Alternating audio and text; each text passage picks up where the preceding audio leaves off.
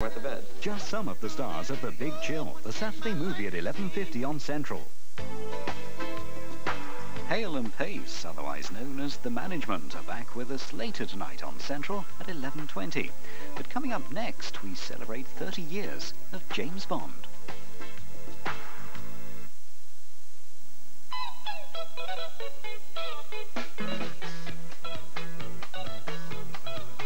Chocolate. Chocolate. Thinking about your chocolate. Thinking about your taste. Chocolate.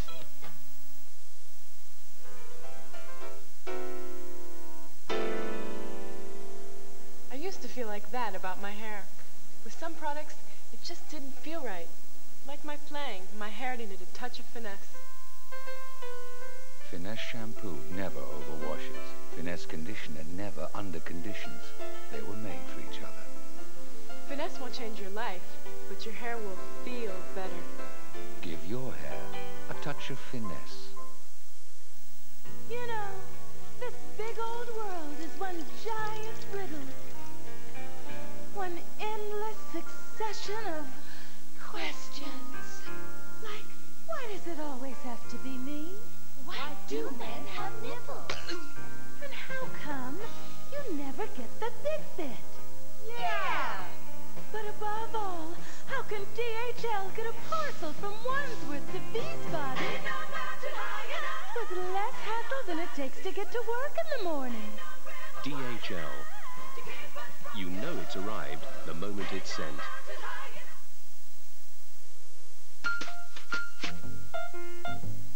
As important as it is, a lifetime's brushing wouldn't remove all the plaque. So don't brush your life away. Rinse with Colgate Plax before brushing, and you'll shift more plaque than brushing alone.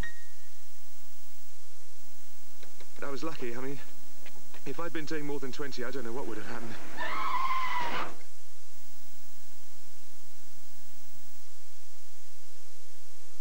It was so quick I never saw him. One moment the road was completely cleared, the next...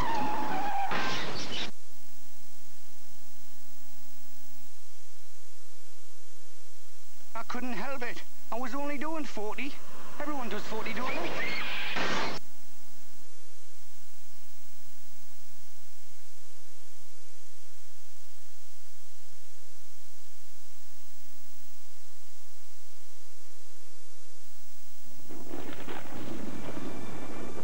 Here in the Colombian mountains, rain breathes freshness into the land. Then the sun gives fullness and flavor to some of the finest coffee beans in the world. That's why today's new, fresher tasting Maxwell House uses more mountain-grown Colombian beans than ever before, for an aroma that's inviting, a flavor that's refreshing, a new, fresher taste. Taste the freshness of the mountains in the new blue jar. New Maxwell House. Swithland have cut at least £1,200 off the price of every used car in stock. That's right, at least £1,200 off every used car. And right now, Swithland are giving away free redundancy cover with every car. That's free redundancy cover. You get a great deal buying at Swithland. With 20 outlets throughout the Midlands, there's a Swithland near you. The best in Sunday drama is on Central. Sir, there's a woman been found dead. Murdered his wife? Ran off with a younger woman. He didn't hate her enough to kill her. Enough? Hate can make some people do terrible things. Where do you draw the line between arson and murder? The very best in drama for Sunday night on Central. It all began with Dr. No in 1962 as we celebrate 30 years of James Bond. You are looking at an industrial laser which emits an extraordinary light not to be found in nature. It can project a spot on the moon or at closer range cut through solid metal. I will show you.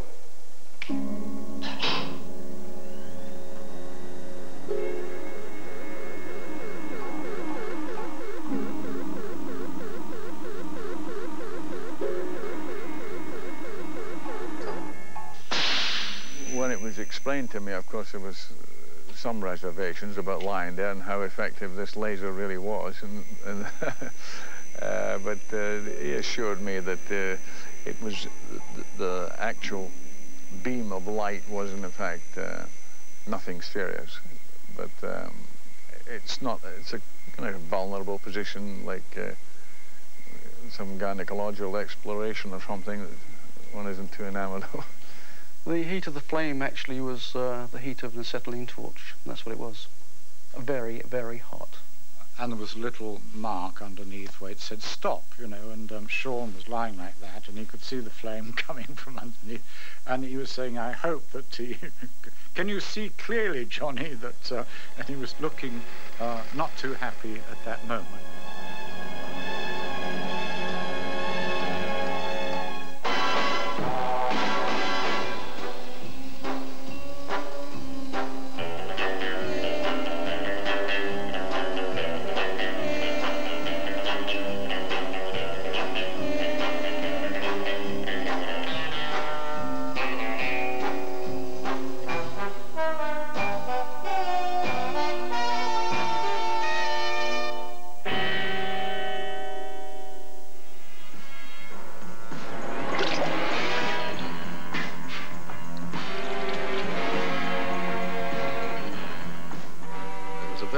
Feeling actually being on the island on my own for the first little bit, and then you know that they're, you know, the rest of them haven't rehearsed, they haven't read the script, they don't know I'm James Bond, that I've got to live. It wasn't fun. I didn't like it. We're halfway into the film, and I had to finish the film, so the producers are not, although they would have liked to kill me from time to time, could not afford to lose me. So Ross Kananga had my trousers and my shoes. A little touch that I thought was really your crocodile shoes. He was dressed up as Bond, and he did it. And the time he made the jump, from the moment he touched the first crocodile, the third crocodile had his head up and was waiting for him. And each one made a snap at him, but the third one, as he jumped, as he just left his back, the crocodile caught him in the heel and just snapped his heel.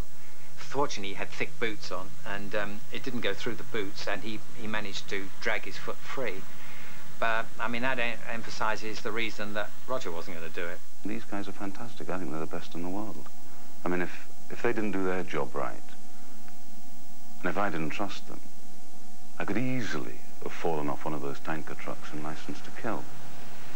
And that would be bad enough, but remember, behind that truck's another big truck with a camera, so you'd go under that one as well. And I think, you know, often in life you do things not because you are brave, but because you are a kind of perverse coward. I mean, you know what I mean? I mean, if I'd have been on my own, I wouldn't have done it. But because there's other guys there, you can't say no, you know, because you're not going to have them thinking you're some kind of dickhead or something. There was times where I would put him in a position, I'd wire him off to a certain extent, but then he would go that bit further. He would lean off the, like, on License to Kill, on the back of the plane that he came down on a safety harness on a helicopter. But took tremendous courage to come down and to touch the back of the plane and mess around with it. He would push it a bit further, he'd lean out further, he'd give the camera more, but give me a heart attack at the same time. I would be saying, Timothy, please, slow down, come back, don't go so far. But he was giving everything he could for the movie and for Bond. I like to think that each actor that we've had play James Bond brings his own personality to the part, and when we talked to Timothy, you know, we agreed that we would change the style to suit Timothy's particular talents. Here, hold on, you're dead! We had 4 minutes to make Timothy the new Bond, and we discussed it and decided that I could tie him onto top of the Jeep and he would be as safe as houses. I knew he was strong enough to hold on, but did he have the courage to hold on the bends and things like that?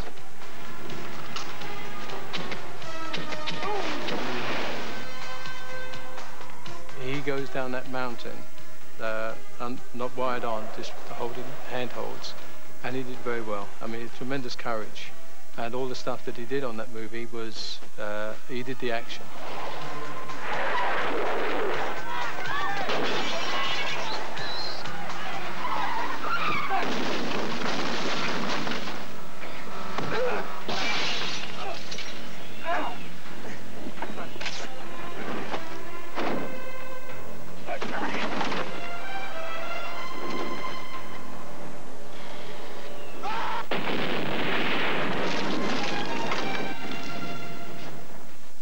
When we first started to talk about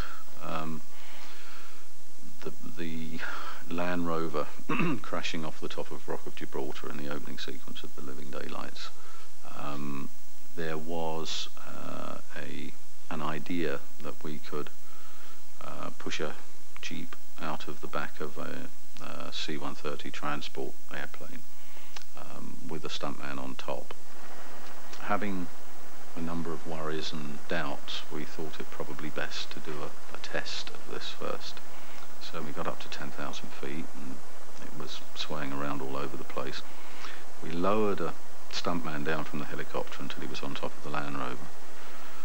And we tripped a release, or the stuntman did, and the Land Rover fell, and the stuntman fell, but not as fast as the Land Rover. It made quite an extraordinary noise, I'm told, when it hit the ground. And the Land Rover, which started off as being about 6 feet tall, ended up that thick, just flattened on the ground. So it was at that point that we decided to revert to Plan B, and we fired a Land Rover with an air cannon off the top of Beachy Head, with a dummy in the back and the Land Rover alight. You become a stuntman because you like the burst of adrenaline. People become, fight bulls because they love, Nigel Mansell drives like that because he likes that rush of things. I don't like that rush. I can live quite happily without it. The stunt's been called by a couple of very generous reviewers the greatest and one of the greatest stunts in film history. And it wasn't in terms of, of being very complex. Some of these stunts are really complex and technological. This one, I almost felt that Gravity should have got equal billing, equal credit as, I didn't really have to do that much except go over the edge. If it is to be labeled a great stunt, I really think it has to do with the setting. It was like an expedition. We spent nearly 3 weeks actually securing the camera positions to climb the rock and to secure all the handholds and what have you. And we weren't dealing with mountaineers. We were dealing with studio cameramen, who weren't really used to this sort of thing. So we get on top and we have these things that parachutists use called wind drift indicators. They're just sort of crepe paper, and you stand on top and you throw it out. And sure, it goes down, snaking back and forth, and it just very slowly goes in towards the face of the cliff. And this stunt is very prohibitive. If you have any wind that could drive you back in the face once that parachute's open, you're going to get creamed. And when I signaled for Rick Sylvester to begin his ski down the slope, the sun was off the mountain and was just on Rick Sylvester as he came down. It was, if I'd been a gambling man, that would have been the precise moment in time that I would have shot it. He was absolutely spotlighted by the sun. It was the last possible second that we could have achieved that shot. And wherever that played in the world, people just stood up and applauded because it had that. It typified Bond, the audacity of Bond,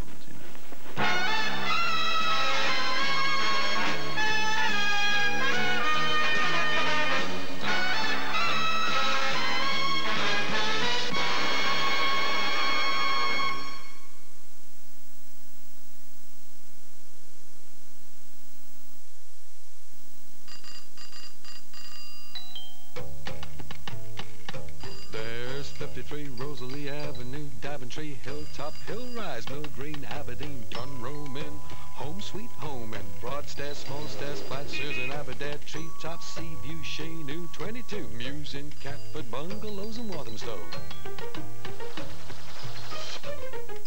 Do you have a nice nice view, Let'sby Avenue, number 8, Harrogate, patio, garden gate, thatch near Hatch End, cul-de-sac encroaching, timber frame, window frame. Done roaming again. 2 up, 2 down. anywhere, anytown, same as in suburbia, couldn't be suburbia.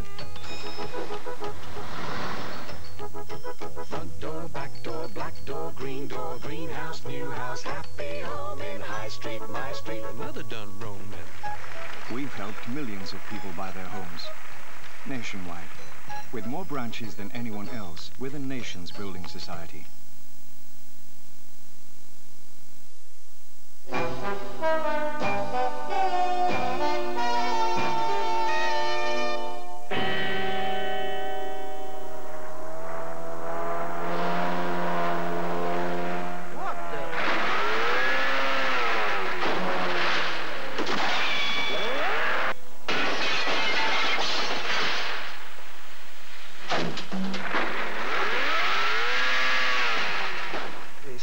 In the Everglades was quite an exciting sequence, and we had a lot of boats and they were traveling at very, very high speed.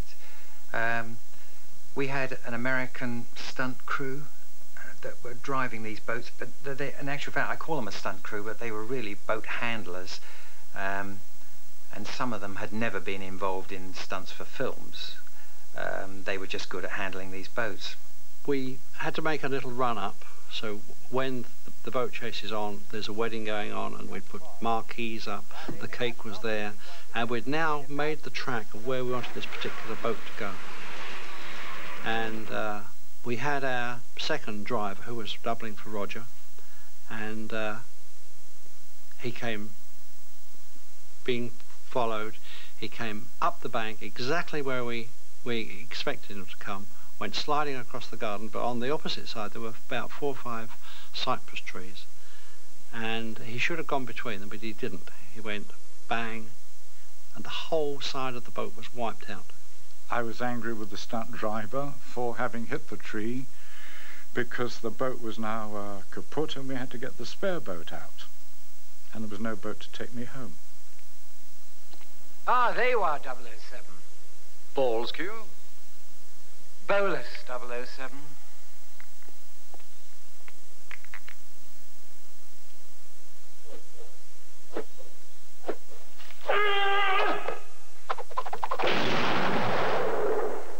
Good.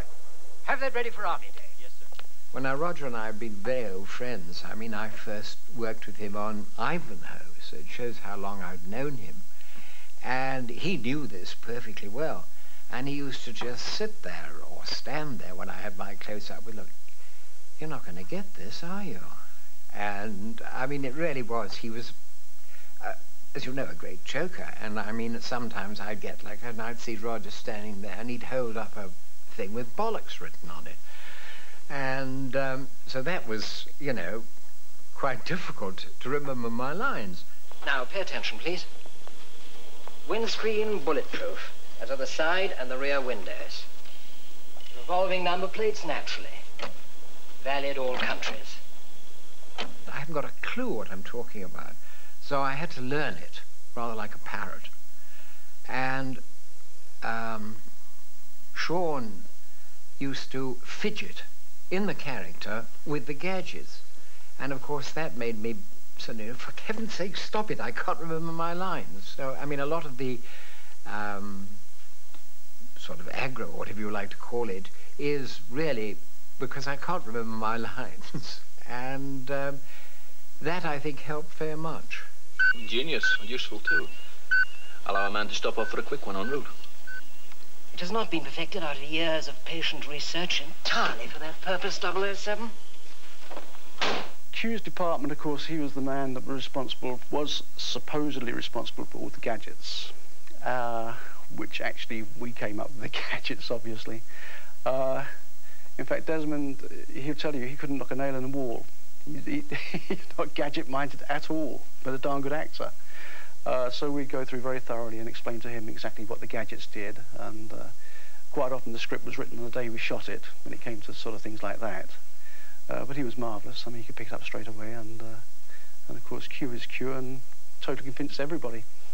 I think a lot of the gadgets are, as I say, prototypes, And what you are seeing is what the inventors of the gadgets would really like it to look like when it's finished, and perhaps 10, 15 years' time they do use them. I mean, for instance, there's this one here, which is the bleeper, which was used in Russia with Love. Excuse me. What?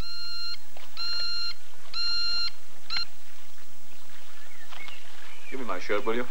What's going on? I have to make a phone call. When Thunderball was made, there was no such thing as a small underwater camera. And it was used in the film, and I believe that this is the prototype of the very small Nokomis today, but this was, so I understand, the first underwater camera. So that, I mean, there are so many things of these gadgets, and I believe, for instance, for the underwater car, that what happens is that they hear that a gadget or a car or whatever is wanted for a Bond film. Well, of course, you can't get into Pinewood for cars. I mean, everybody goes down there and say, oh, please use my car. And, of course, they picked the Lotus. The Lotus really did adapt, as you can see, nicely into an underwater car. And then, of course, the problem was, how are we going to make it? How are we going to actually shoot this sequence using an underwater car? And also, we had to have this effect where the car transforms from a road car into a submersible. And the sequence, although it only took something like 30 seconds in the film, we had 7 full-size body shells that were given to us by Lotus and 3 miniatures to actually achieve that effect. We used a full-size road car which drove onto the jetty, so it had to be timed as the helicopter came down beside the car. It fired at the car and you saw all the things exploding. The next shot we used a miniature which we shot in the Bahamas, and I rolled it down a ramp. That was one of the miniatures, and the other miniature was used when it was going towards, it had to go behind a rock, and we couldn't find any rocks big enough to actually hide the full-size Lotus. The Lotus car couldn't go behind any rocks because there was nothing in that particular area that was big enough for the car to go behind, so we had to use a miniature. Other than that, all the sequences were done with the wet submersible and the full-size cars that transformed. I think that was a great sequence. I mean, I think that the special effects were quite magnificent on that. The way the car, where you see the car actually change into a feasible thing that could operate underwater. And of course there was the other car too when it came out of on the beach, and that was a dummy car which was towed out, but the contraption under the sand, as it travelled and cut a groove in the sand for the mechanism to work, we had a brush, just an ordinary sweeping brush on the back, so it actually filled in the crack as it passed. Do I remember the first gadget? I think it was something like a magnet on a watch or something that I pulled the zip of Madeline Smith's dress down. I've been trying to get a gadget like that since. It really turned out to be quite a simple effect in the end, but it was something that when you read it in the script, you know, you start to work out complicated ways of doing it. I think at that particular time, to see that it did work, I got one of the boys to put the dress on, and we tried it that way, so that we had a good idea it was going to work. I had a horrendous, very old-fashioned bra was put on my rather copious bosom. I remember that I was a double D at least at the time. I don't know why or where it came from, but anyway, there were these terrible things jutting out from which I wished to be dissociated. And so I was, this appalling bra was bought for me, and the material was actually swathed over the top of it and fitted round me, exactly like a glove, like a kid glove. I couldn't move or breathe in this fairly horrendous item. And consequently, the zip was sort of installed, if you like, with very little of me, very little room for manoeuvre. Do you understand what I'm talking about? I told her that I would have to have my hand up her skirt, and she didn't seem to object. And she said, well, it's fine, you know. And I told her why, that I would have to be pulling the skirt so that when I pulled the zip on the wire, that it wouldn't sort of ruckle up and stop the zip from coming undone. Maddie is in a romantic clinch with James Bond. What you don't see is that under her skirt, at the bottom there, is Derek Meddings, and his assistant is on a ladder at the other end above her, holding the tension on a piece of fish wire that is pulling the zipper down. And as all this is going on, I'm saying, you know, squeeze her tighter, Roger, slower with the zip. I can see your head, Derek. Get under a skirt more. There was obviously a lot of bawdy comments went on, but I don't engage in bawdy humour, as you know. When you're making a film, there are two things. You're very, what's the word, monomaniac, really. You've got to get the shot. If it says in the script that there's a fight on a cable car, you've got to do it. I mean, you've got to get it. It's almost like war, really. You do it, even though you're terrified that something ghastly is going to happen. I mean, you do everything you can to prevent an accident, but obviously there are accidents happen in film because by the very nature of what you're trying to do. We were actually up on the cable car, and we were right at the top, at the highest point, and we moved, the cable car was moved back about 30 meters, so there was a complete sheer drop. Oh, I think somewhere between 2,000 and 4,000 feet up. And the point was that neither Martin nor I could use safety harnesses and wires and cables because we had to go round and round fighting in and out of the girders on top of the cable car, and quite obviously we would have been tangled up. There was in fact one moment when I had to tip over the side, and the idea was that Lewis would shout cut. I would then attach myself with the wire and fall over the side. And I was desperately waiting for the word cut, this magic word, and it didn't.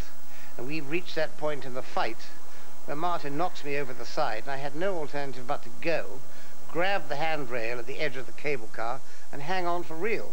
I think Lewis had quite forgotten that in fact I wasn't attached by anything other than just pure terror. That takes in an incredible amount of courage. And of course, Lewis, when he heard about it, he thought it was unbelievable. And even my mother, you know, to this day, she absolutely is convinced that it's me, and she thinks I'm so brave. Little does she know that I suffered from vertigo. I don't even like being this tall.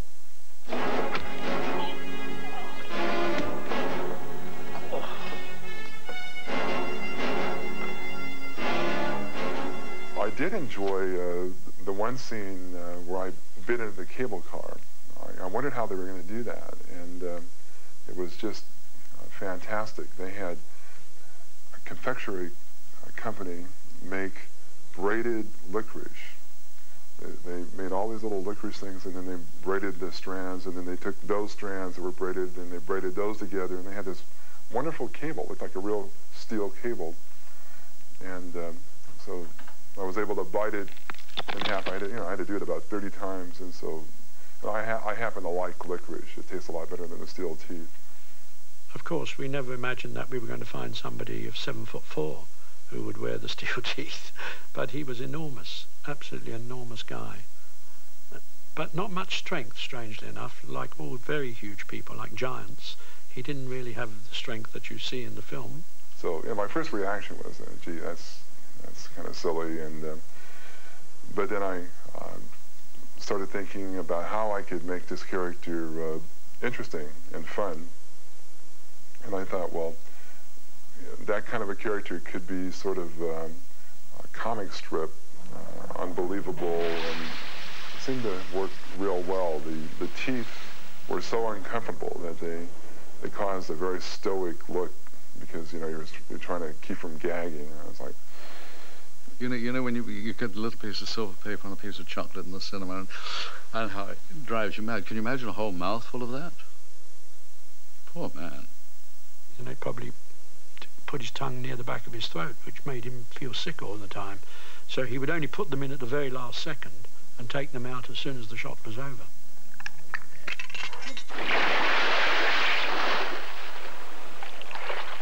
I collect big game fish for various marine institutions. Magnificent creatures. Charming. The notorious golden grotto sharks, the most savage, the most dangerous. They know when it's time for them to be fed. When we're doing the shark sequence in Largo's Pool in Nassau, what we had there, they were the catches of these sharks, and I mean, we're not talking about tiddlers. These were big sharks, around about 7 to 8 feet long. And we had about 40 to 50 of these things swimming around this pool. And we were told that these sharks are not man-eaters, you know, they're okay. But as we were trying to keep them alive by pushing them around the pole with great sticks, just keep them moving, because you had to keep the sharks moving to keep them alive, to oxygenate the water. And one just turned around. Now these poles are about as thick as my wrist. And the shark just turned around and bit the pole in half. So I thought, well, if they're not man-eaters, they're not going to do you much good if they give you a kiss. Then the next problem was how to get Sean in together with the sharks. And I had decided to build like a corridor out of plexiglass, out of perspex, 4x8 sheets, and have the shark go up and down behind the perspex corridor and Sean on this side of it. Unfortunately, I couldn't get the whole length of swimming pool covered by plexiglass sheets because they couldn't supply me in time, so there was a gap, a 4-foot gap. Well, Sean said, not bloody likely. And I said, look, Sean, it's perfectly safe. You're behind a plate glass.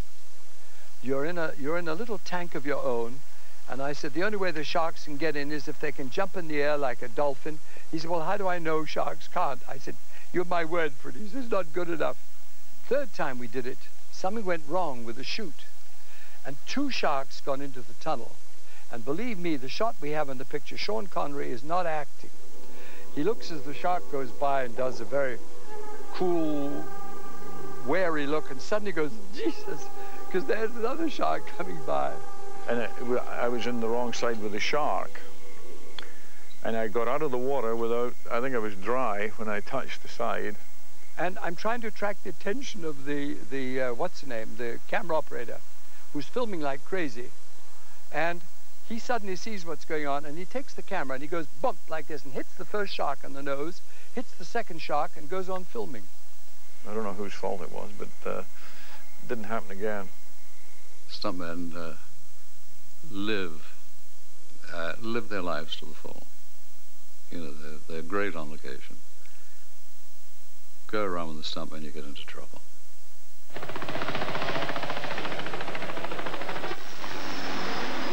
When I sit here, I probably look very calm, but I believe there's a switch, and I know I've got that switch, and I can actually turn it on now. I mean, originally when I first started, probably it was a little bit wild, and it had to be controlled, and that's normal.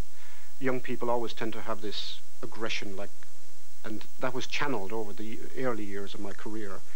But certainly when I got into a good situation, or a big stunt situation, the adrenaline does flow. And I mean, now I can't believe the things that I've done in the past. I think, did I really do that? Did I really hang from a helicopter 300 feet up over Beckton? You know, was I on that cable car?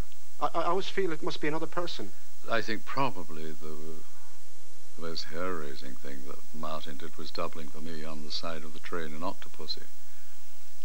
And he had a foul accident because the stretch of railway line they were using, they'd already used up, and the train was going, and it was an area that he'd not rehearsed over. Climbing on the top, running along the top, climbing down the side, going underneath, coming from underneath the train. And all that I had done without any problem. I mean, it was like child's play to me, actually. I mean, it was like second nature. I was enjoying it. There was a concrete stanchion. We were already in India shooting when the accident happened. But he was hit, the train doing about 35, 40 miles an hour, and he was hit by the concrete on his side. But he's so strong that he just kept holding on because he knew it was too fast to fall off. Unfortunately, I wasn't able to be looking forward. I had to be looking through the window. And I just got hit, and I was very lucky that I didn't get wiped out completely. The extraordinary thing is that they told me that when I got hit, my body just flipped up in the air, and I was just hanging on by one hand.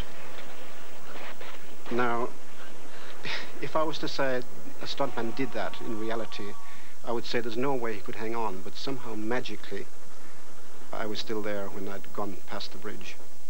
Well, I had 3 months in traction in hospital, and then I had about 3 months on crutches, you know, and that was like a terrible situation, because from being an extremely fit and active person, all of a sudden I was immobile, you know.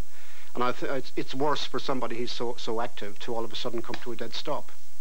He was many, many months recuperating. But he was back again, you know, it's amazing. He can run as he did before. He'll suffer when he gets to my age. With Sean, all the violence was dismissed with a joke. I mean, for instance, when the chap was in the bath and he throws the electric fire in, I mean, that is, if you think of it, it's absolutely ghastly, but he says... Shocking.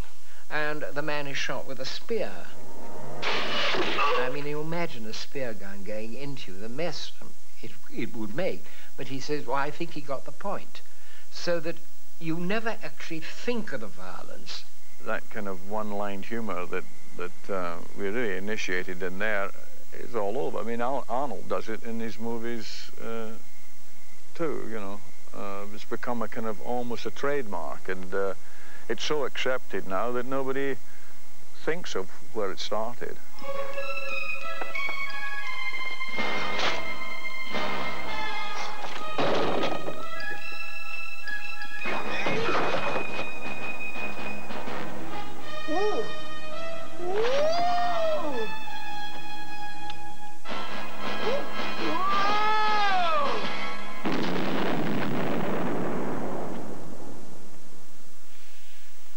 Certainly left with his tails between his legs.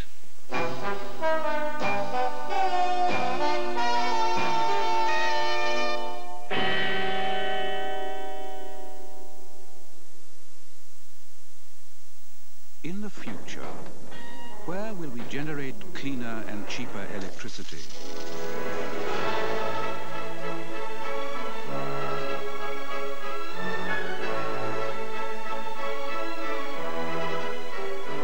National Power are building a new type of power station that will burn gas to generate electricity 30% more efficiently, but with less than half the emissions.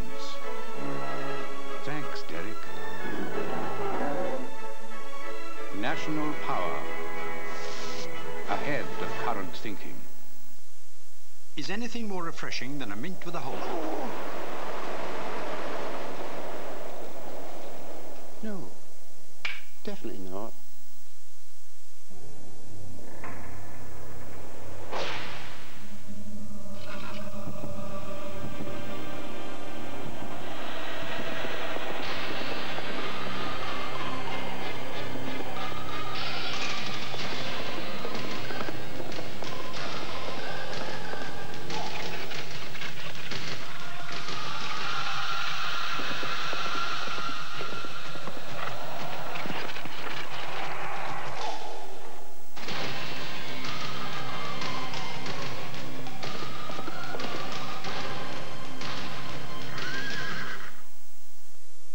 Starting now, your photos have the power of television.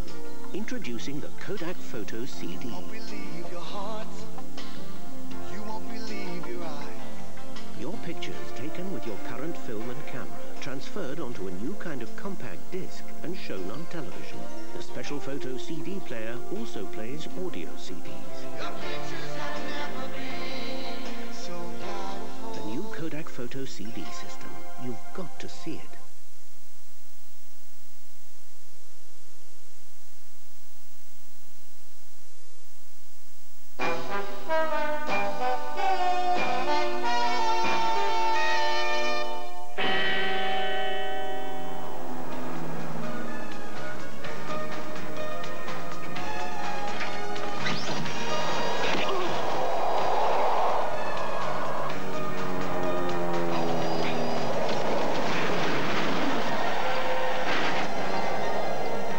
I think that's one of the best stunts I've ever seen in any movie.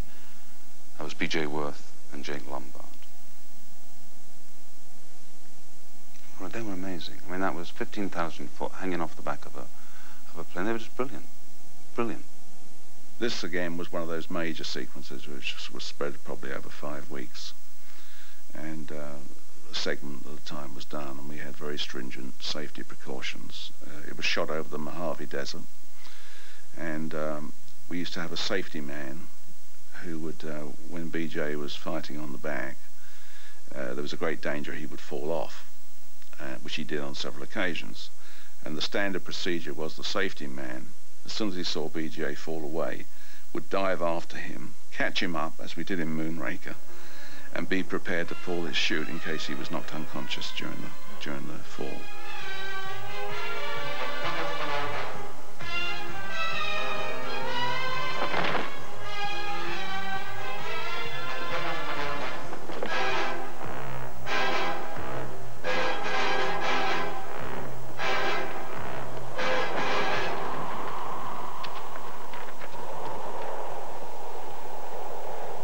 On one occasion, BJ got very, very close for that happening to being knocked. He was knocked against the fuselage of the aeroplane, great turbulence, and fell off.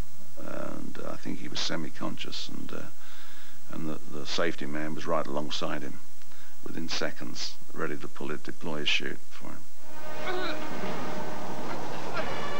No! Please!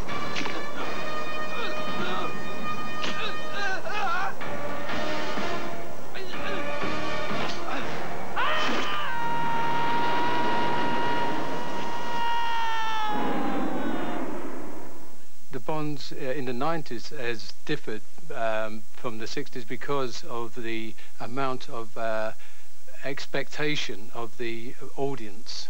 We have other films to compete with now, and we have to make sure that we are more spectacular, more sensational, and sometimes more looking dangerous than they were in the early 60s.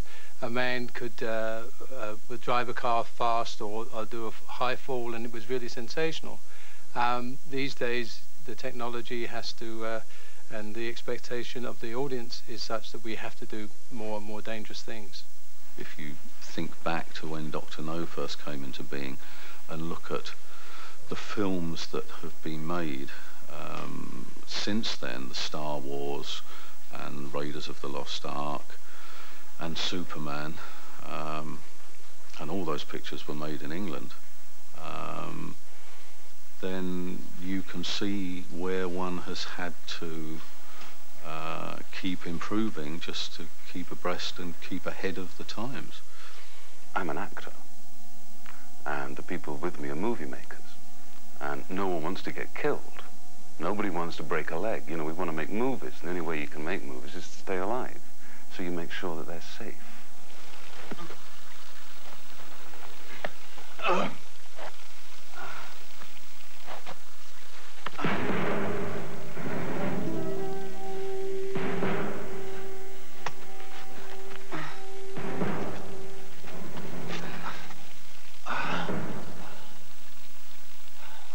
You could have had everything. Don't you want to know why? So I doubled for Sanchez getting on fire. Timothy was sitting in front of me. I was gelled up and ready to go. I had 3 minutes of air because I had a full face mask and it was going to be a full burn. They're the most dangerous. You cannot see where you're going. Time and everything seems to alter. You're just totally lost in this roaring canyon of fire around you. You have to be very careful with the timing of putting the rubber gel on him, because if you put it on too soon, the fumes from the rubber gel get into the clothing and it can start to burn on the inside rather than the outside. So there are a number of considerations to make. We have certain signs that we have to show to each other that we are okay or that we are not okay. The heat is tremendous. I mean, it gets hotter. It doesn't, you don't just get hot immediately. It gets warmer and then it gets hot, and then you really start feeling it. You have no time to try to estimate. It's just really the pain threshold that you're coming to, that you want to be put out. At that point, you know that beyond that, you will start blistering, and that's what we don't want. That's when we have to lay out flat and they know to put you out.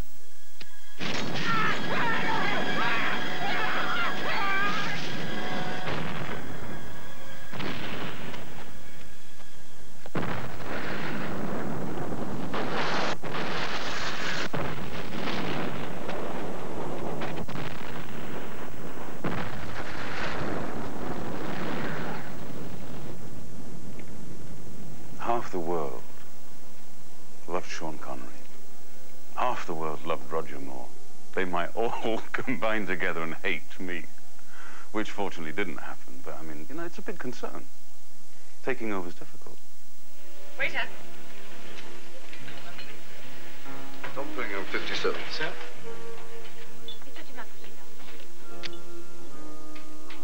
Why do you persist in rescuing me, Mr. Bond? It's becoming a habit, isn't it, Contessa Teresa? Teresa was a saint. I'm known as Tracy. Well, Tracy, next time play it safe and stand on 5. People want to stay alive, play it safe. Please stay alive. At least for tonight. It's very difficult to take a little Australian boy, a big Australian boy, who'd just done advertising work and commercials, and give him this part. This was the part that many actors would have given their eye teeth for, as it were. So he had a tremendous amount of ego, really. And he thought of it, you know, I mean, naturally enough, he thought of it as a great possibility. It was going to, you know, do tremendous things for him. And perhaps it could have done, but I think it went a little to his head, I suppose, is what they say. What was I, a high school dropout who had nothing? I couldn't even get a room in a decent hotel, even if I had the money. You had to be somebody, do you know what I mean? And I thought, well, this will at least give me a name or something. I had no fears whatsoever. In fact, I remember one of the statements I made, they said, Harry Saltzman asked me, he said, what's your body look like? And I said, better than Connery's. I mean, that was my attitude. Sorry, Sean, because that's probably not true, who knows, you know. But I started to take my clothes off, you know, because I was so, you know, up myself, as they say. I was very, very sure of myself. I had very little experience compared to what I have now, and it shows in my life. I mean, you can see it in my eyes in lots of places. Some places I pull it off, but I don't want that camera hanging around there on me for a long time. In those days, and Peter was clever. He protected me in that way. And George, on Her Majesty's Secret Service, just tended to be just 1 or 2 beats below, having the same professional approach that Sean had and that Roger later had. I wouldn't say he was amateur, but he was certainly looked upon it more as a game than a serious profession, which indeed it is and always will be. I did my own stunts because I thought I was under the illusion that every actor did their own stunts. I mean, I was disappointed that I wasn't allowed to ski. You know, I enjoyed skiing, and I thought I could do some of it. The insurance company cut me out of that, and I was upset. But Peter wanted to be able to get in close with the camera. It works better for stunts, and so I was an athletic kind of guy. I mean, it didn't bother me. I remember I pulled my shoulder out of joint doing one of the stunts, and Peter, you know, said, he's tough, he's Australian, he can handle it, just keep going, you know, and I had to keep doing the same stunt over with my shoulder out. I don't think you could step into Connery's shoes, but I think he did a credible job as James Bond, and I think he would have gone on to have done more and was very, very good. Now, the reason I didn't do another Bond was, there's a lot more to it than this, but to cut it short, is that I thought it was Connery's gig. I thought, I'm already famous. Why try and stay in something that I felt it was finished? I thought it was over. You know, once Connery had finished it, and the times were changing. The whole hippie thing had started. And here was this conservative character, detective. And I thought, well, to stay with this, I'm going to go down with a sinking ship. And I left. All of these things happened, but the main thing that happened with us was the technicians. The people that worked with us are the best part of this whole campaign that we started. The boys that worked for us, from Ken Adam and Terrence Young, and all of these people were phenomenal. They were so phenomenal that after we completed Dr. No, and we went on to do the other films, Russia with Love, Goldfinger, they all hung about and stood with us because they enjoyed making them. You know, I stressed the team element certainly about these films, but I mean, Terrence was the director that set the sort of style of it, and I mean, when I did the first Bond films, Terrence really took me in hand and sort of knocked me into shape with his tailor and, you know, and the Turnbull Nasser shirts and all the gear. And but what we did share, and still share to this day, is a very mutual sense of humor about what we consider as kind of funny and what we think is style in a way. I don't know, we went into it having no idea what the hell we were really getting ourselves into. It was a fun picture. I don't think I've ever made a film where I've had more giggles all day long on the picture, because we didn't want to send it up. It had to be done straight, but with a slight tongue-in-cheek. I'd worked with Terence before in They Were Not Divided and played a Welsh tank driver, and he wanted to be played Q as a Welshman. And I said, well, no, it wouldn't work. And he said, well, try it. And I battled with him quite a long time and in the end I gave up and I said, right, you want it like this. Now here is the original suitcase from Russia with Love. It's, as you can see, rather battered because it is nearly 30 years old. Well, I said, what, do you want me to play it like this? Look, this lovely briefcase I've got here. I just press the button and out comes a knife. And he said, no, no, you're quite right. So I have played him as an English civil servant ever since. You see, we had very little money. Everybody forgets this.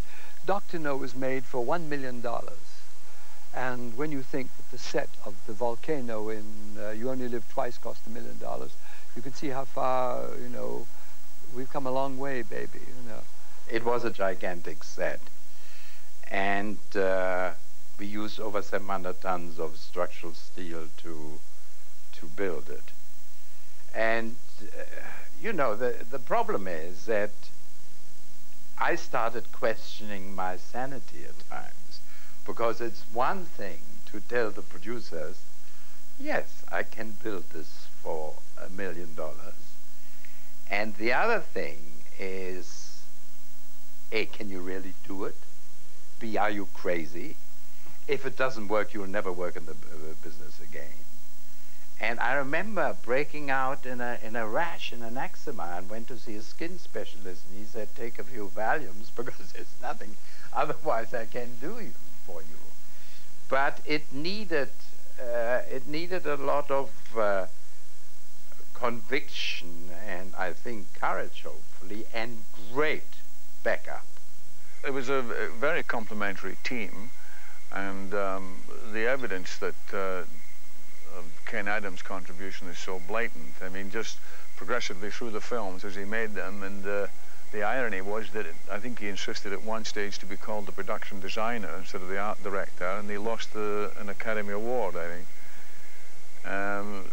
In a funny way, they should have got, I think, more recognition for the sets and for special effects and all sorts of things in the Bond films than they really did. The first Bond movie I saw was Dr. No, in my local cinema in a place called Belper in Derbyshire. I admire your luck, Mr. Bond. James Bond. I must have been, about 13, 14 years old, something like that. And, you know, the only movies we'd seen were kind of war pictures or sort of drawing room comedies or westerns. And here was something that just was right up to date and really terrific. It was fabulous. But then, you know, that's not news. I mean, people all over the world felt exactly the same thing. And that's the reason why, you know, we're 30 years down the road.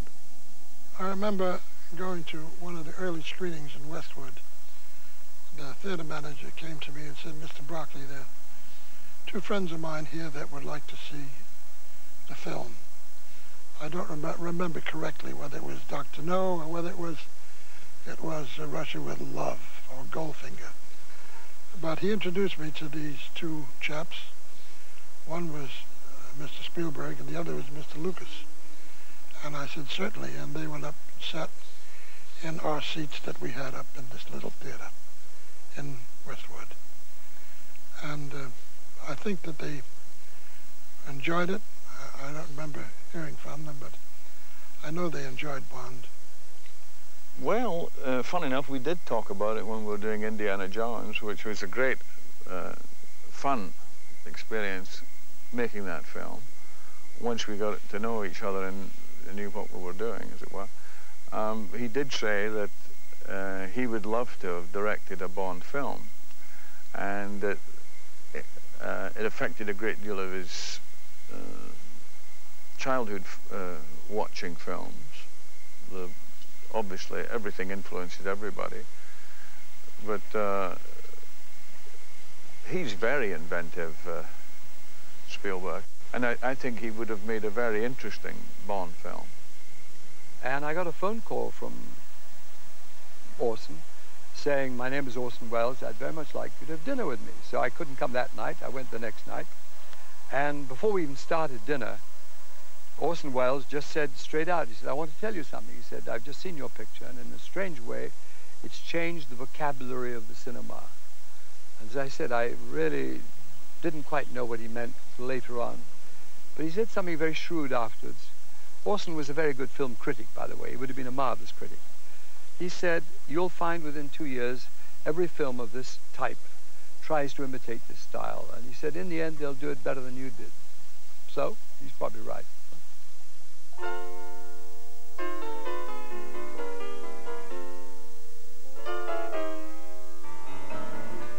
Nobody does it better. Makes me feel sad for the rest. Nobody does it half as good